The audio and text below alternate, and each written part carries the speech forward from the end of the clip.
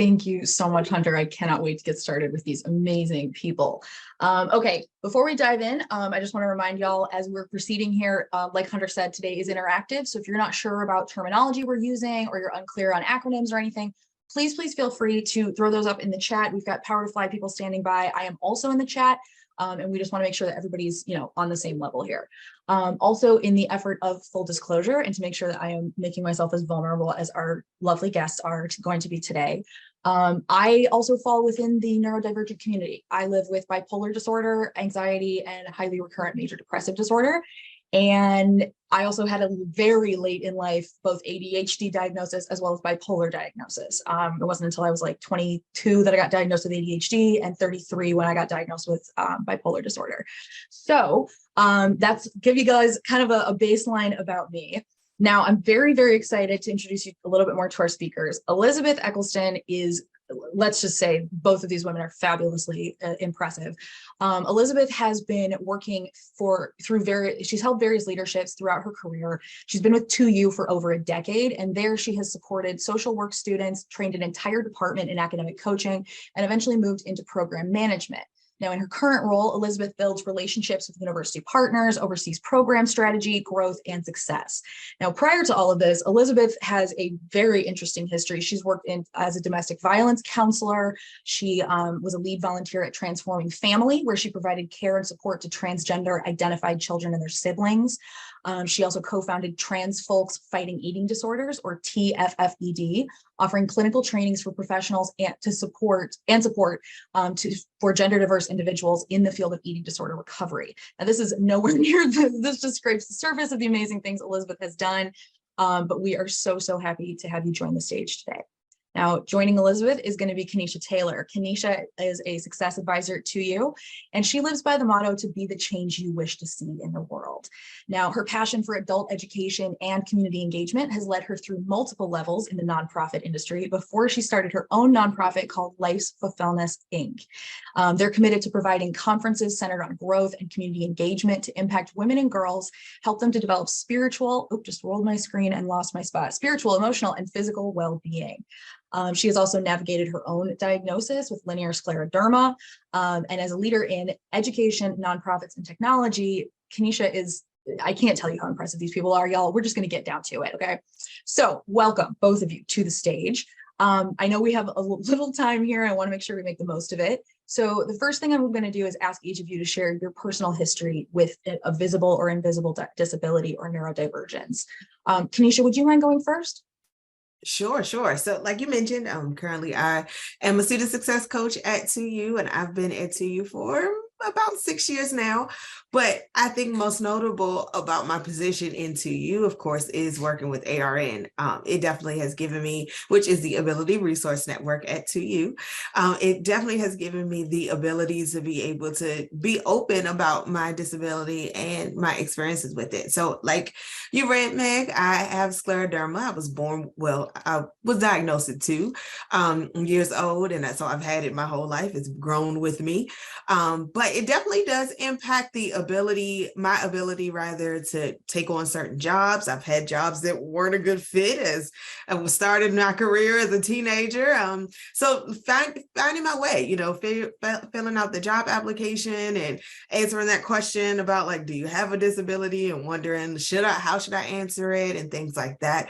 My scleroderma is a little bit, I would say, invisible in regular clothes. So like in what I'm sitting in right now, you can't tell that I have it, but it definitely is still impactful. I know I have it, so it's still very impactful in my day-to-day. But thank you for this opportunity to have this space to connect about it.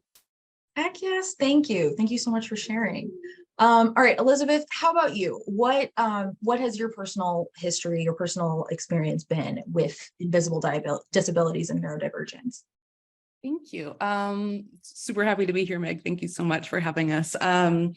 My personal journey with this is that I have struggled with depression and anxiety probably since I was around 10 years old is when it first started to show up in my life. And then I had a lovely late in life epiphany. I was a pandemic diagnosis of ADHD as well. Nothing like being stuck at home all day to realize how crazy your brain is. That's a joke. I'm During sorry. a Pangea? No, but it was really a great epiphany for me because it suddenly was like I had a puzzle that I had been struggling to put together without a picture. And once I understood that about myself, so many things made sense. And one Right? of They the like things, shift into place. yes, it all made sense. And by the way, even though I do kind of want to be Kenisha, that was actually her title got put down twice. My title Yes, I is meant to ask program you. director. I do want to be Kenisha, but I'm program director and I'm also the global education chair for the ARN. So that's how Kenisha and I met as well as in the ARN. The ARN Disability Resource Network, yeah? Yes, the Ability Resource Network. So essentially it's a business resource network within 2U that is designed to support people with physical or medical disabilities, as well as neurodivergence and mental health challenges. And being able to join this network has totally changed my life, and it has totally changed my experience working. And it really has come to remind and show me how important it is for me to show and be able to bring my whole self to work. And that's why we all realize and we all are working together to allow everyone else to do the same thing. And so that is a big personal goal of mine and something I am really proud to be able to do every day as we go through this network. Sorry.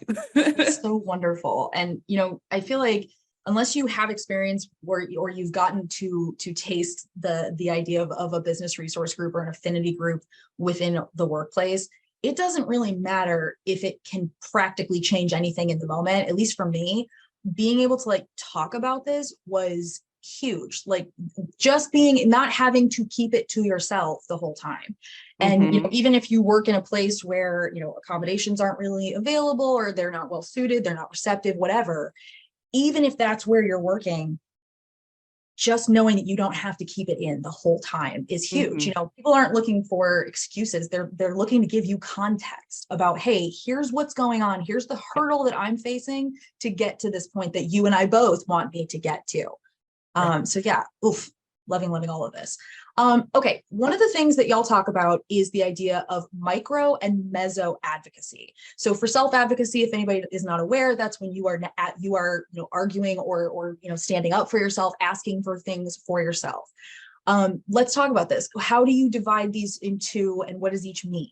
Elizabeth, do you want to start? Yes, absolutely. So I come from a social work background, so this is very much how a lot of the ways I see the world. So micro advocacy is definitely one-on-one. You're helping a single person. Sometimes that single person is yourself. Sometimes it's a single person that you're working with, but it's a very small group. But that's where you can see a lot of really great impact and changes with one person, right? That's why a lot of therapists like the one-on-one work, because you get to see that personal progress and growth. But sometimes that can be for us as well. Meso is more small groups and communities, right? So that means that that's medium, right? You have so that can be a workplace, for example, your team that you work with immediately or the greater workplace as a whole. Macro is broader impact beyond the immediate community. So that could be all workplaces, et cetera. Well, I'm going to touch on that a little bit at the end. I hope that I have enough time to do that. But for the most part, we're going to be focusing on micro and meso today, because that's where we can feel and see a lot more control and power, or all of us can feel empowered to make that kind of an impact. I love that.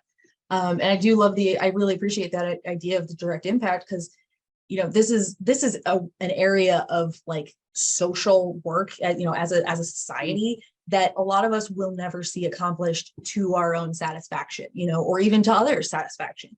And so it can feel it feels like a marathon with no end, right? And so I love this idea of breaking it down into smaller parts of stuff that not only can you directly control or impact, but to try and then go to the next level from there out, as opposed to starting here and working your way down. Yeah, I love this. Okay, so Kenisha, I want to ask you this question first. What are some of the ways that we can advocate for ourselves in the workplace? What are some ways that you've done this for yourself that were either effective or ineffective? Yeah, definitely. So, in thinking about advocacy, of course, when it comes to specifically disabilities, some things can be truly personal and things that we hold on to. Like I just mentioned in my intro, where I was talking about how just the regular question on the application of do you have a disability kind of used to throw me off a little bit, where I would You say, never know what to say. Exactly. Especially with my disability not being something that people can see upright, then a lot of times when I was younger, I would just say no. So knowing the environment, knowing what assumptions can come along with that, like sometimes managers may think that a disability has a negative impact on your coworkers or your ability to show up, your productivity. So definitely disclosure is truly something that is very much a personal decision.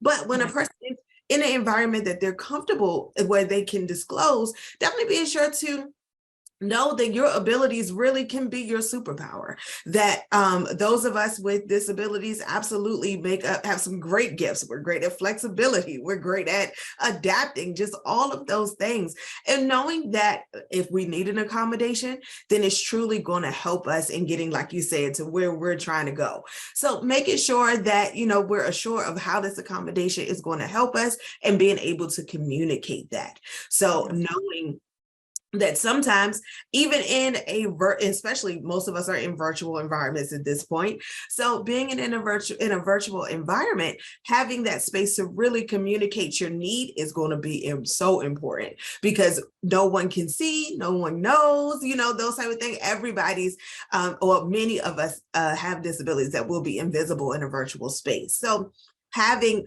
that sort of opportunity to speak up, to communicate your need, and again, being sure of the reason that you need this accommodation and not being afraid to ask for it. And then also, even in this virtual space, don't pay the backfield. Like, make sure that you're still showing up for yourself.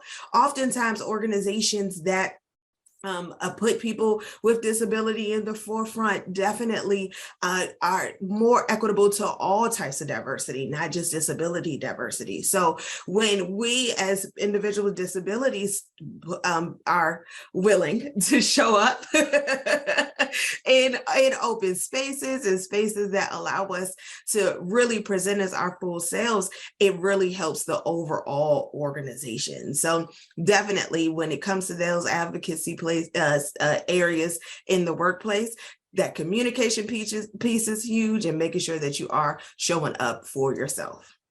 Yeah, we're getting some great questions in the chat, so hopefully we can go over a couple of these. But real quick, I just want to highlight for anybody who is, maybe not able to advocate for yourself, whether it's because you don't know what you need. A lot of us, I will be the first person to say this, a lot of us have a lot of privilege. Like I am able to, I feel safe to like talking about this at work. Honestly, I'm encouraged to talk about this at my, my job, which you are seeing right now.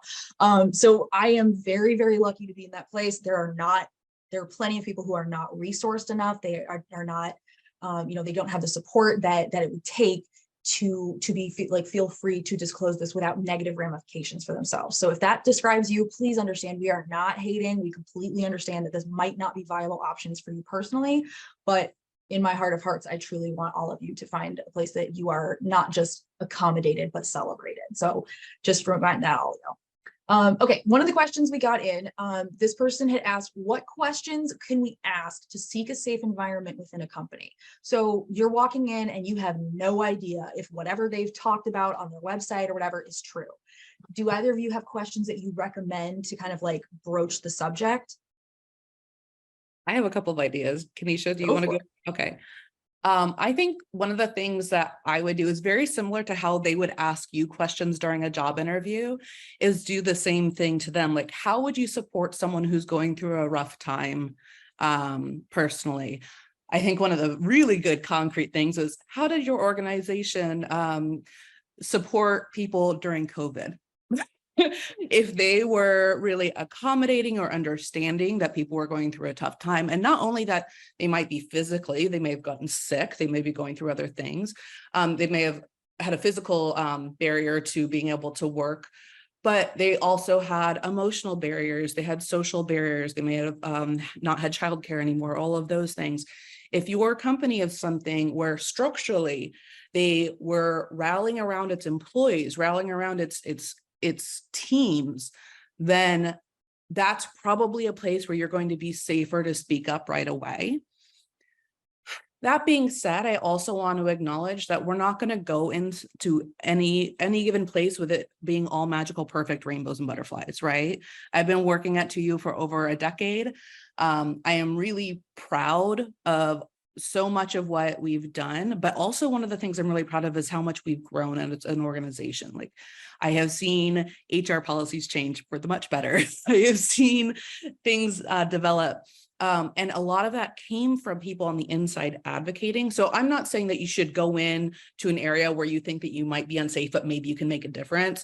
That's really about you and what you have within you, what you're capable of doing at any given point. And also, honestly, how high up the pole are you going into this role? Are you going to go into a senior leadership role? You probably could make some change. If you're going in as an individual contributor, you are powerful, you will have stuff in your own team, you'll be able to do things, but you'll probably need a lot of allies to be able to make change on a structural level. So those are things to consider when you're going into a new environment, to see if that's somewhere that you feel like you'll be safe and you'll be able to thrive. Yes. Yeah, just quickly, I definitely agree with Elizabeth's first question with what sort of ways have you supported an employee in need. I ask that at every interview I've done, although I've been here a while, but at every interview I've done, I've asked that question as an adult, not as a teen when I was still scared, but but I asked that question because, and I look for a tangible response, a response that actually speaks to what time, even I don't need them to go into details, names and things like that, but really tell me about the time that you actually did something for somebody, because then if they can really do that, then they actually have a process for how they support their people. Sometimes, not all the time, I can't speak for every situation, but when they give kind of those generalized sort of things, it may not be, it may be because they haven't actually done it or they did it in the way that they wanted to, those types of things. We're very supportive in theory. Oh, Not so much practicality. Well, I kind of tend to treat it, or at least I used to when I'm still looking for work. Like, I used to treat it like a first date kind of thing. And so like, I would ask my questions, but you have to pay attention to not just their answers, but the tone of those answers. Yeah. Like, if you're asking about, affinity groups or resource groups, and they're like, no. And the subtext is, we would really rather you not talk about this. Let's move on to the next subject. Or if it's like, you know what, no, we don't have those. But if it's something that you're interested in, that would be really interesting to see, would you want to be involved in that if we were to bring you on board? So, again, these are the kinds of questions that probably will not result in you not having, not getting accommodations or feeling like you've overexposed yourself, I guess. But there are plenty of ways to ask stuff like that. I mean, I knew a woman who her partner at work, her work bestie, lost her father unexpectedly, and the way that company treated her bestie during the grieving process was so bad that the next time she moved jobs, that was something she asked, even though her parents are not around that age. She doesn't really have any cause personally to worry about this, but that was just something she wanted to hear about. All right, let's go into the meso advocacy. As we're approaching this and we're trying to advocate for ourselves in that meso level, so a little bit outside of just us, what questions should we be asking? What do we need to know about this layer? Elizabeth, Yeah, thank you. I really want to talk about this. So in general, there's two main approaches to meso advocacy. So there's the general, where you want to be a good ally. You speak up if someone says something disparaging. You make sure that you're talking positively about different groups, things like that. That's incredibly important, very powerful, but that's not what we're talking about today. So what we want to talk about is the personal. So this is about making sure that you or being able to make a stronger impact by having yourself be the example. So the first thing in doing that, the reason why we do that is to normalize other people's experiences, especially if you are well respected, you have credibility in your environment, you're good at your job. But you know what, you have bad days too, and you don't have to look like you have good days every day to be successful and respected. So the first thing is, of course, and we kind of touched on this earlier, evaluate your psychological safety and your workplace credibility. Like, is this going to harm you? You know, it's like what Kenisha was referencing earlier as well. Like, you know, it's a reality. Discrimination's a reality. Don't want anyone to put themselves out in a way that would harm them.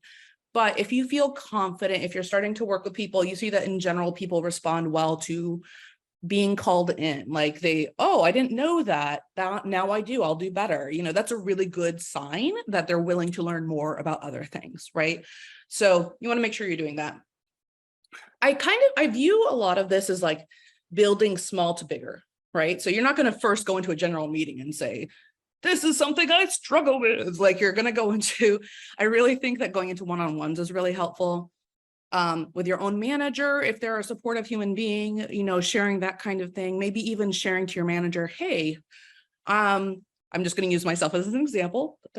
You know, I have ADHD. I have good days and bad days, but I also know how a lot of my strengths can be utilized in this role. Just to let you know, if anyone else ever comes up to you or expresses concern about something about ADHD, just want to let you know I'm here as a resource. If you ever want to have someone just have an honest, off the record conversation, I'm happy to talk to people. I have literally had emails from people saying, hey, someone's interested in talking to you. Would you be willing to do that? I'm like, heck yes, I would. And I've had a really great conversations. We talk techniques, we laugh about crappy days or the things that our brains go through, or how sometimes we zone out in those giant meetings that we all have to be to, you know, things like that. And we normalize it. It's good.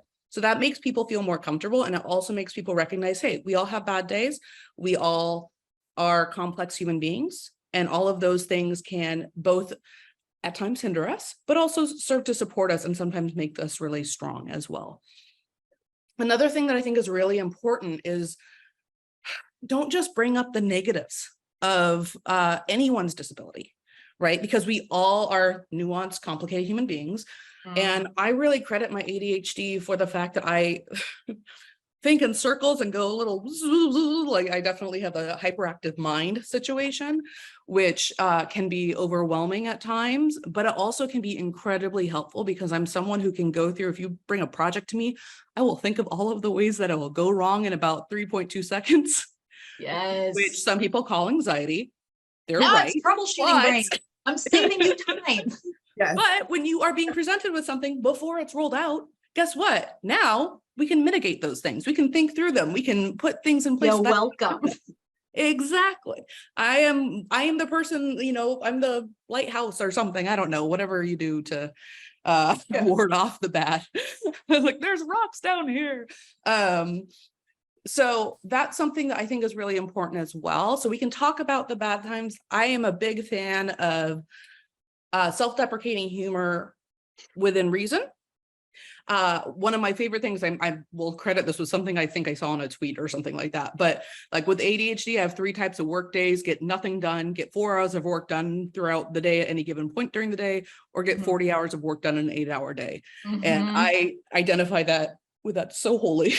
And I will joke about that because I want it. That's a joke, but it's also, well, if we don't laugh, we'll cry. But you're also like, yeah, you're sharing that information in a way that is far less likely to make people feel uncomfortable. Exactly. And you know what? That means that someone else, when they're going through it, they're going, holy moly, I have that too. Yes. I go through that too. Maybe, and it hopefully helps reduce their own shame. Hey, and especially if there's someone that maybe I have been held up positively by my colleagues and by my leaders in my company, and they say, oh, Elizabeth also says that she has trouble with those things. Maybe that's not a bad thing that I have trouble. Maybe I can talk about it. Maybe I can ask for help. And when you're vocalizing these things, you're able to then impact the people around you, and both making them reduce their shame, and also coming out and starting to do their own micro advocacy. You can be a resource for those people, and also just normalize for all of those, you know, neurotypicals out there who maybe don't. This is what it looks like sometimes. It's what it looks like, you know. You think we're a hoot? That's great. This is what else you get with it. Yeah, here's the rest of the joys of me. All right, we have 2 minutes left. Sorry, Kenisha, I want to ask you one more question. Sure. If you are getting pushback on this issue, or you're unsure what to ask for, what do you recommend people do? Yeah, so there's a few things. I mean, like I said before, I've had experiences that weren't always the best when it came to either advocating for myself or just putting myself in a position for at a job that I didn't work well with my abilities. So managing up, keeping things, and thinking about, like, you know, your ability to influence, having direct conversations, as we talked about before, communicating with your manager and higher ups about your experiences. And again, highlighting, like Elizabeth said, don't just dwell on the negatives, highlight those good things about you and know when to escalate. So sometimes it does take that, but taking it up to a higher level when things aren't your needs aren't being met. Of course, know the laws as much as you can and know what you are, of course, required to receive, and know when to escalate that when necessary. Love it. Don't forget, y'all, we've got some great resources shared in the chat. The ADA website is hugely helpful, just the .org one. And then there's askjan.org that also got shared, and I have used that one before. Kenisha and Elizabeth, I'm so sorry. I know I had to cut you off so soon, but this has been wonderful. I really, really hope that we get to do this again in the future. Thank you to you both. And feel free to reach out and connect with us. We can happily chat more, LinkedIn, what have you. All right. Thank you. Thank you. So much. Thanks. Bye. Hunter, the floor is yours.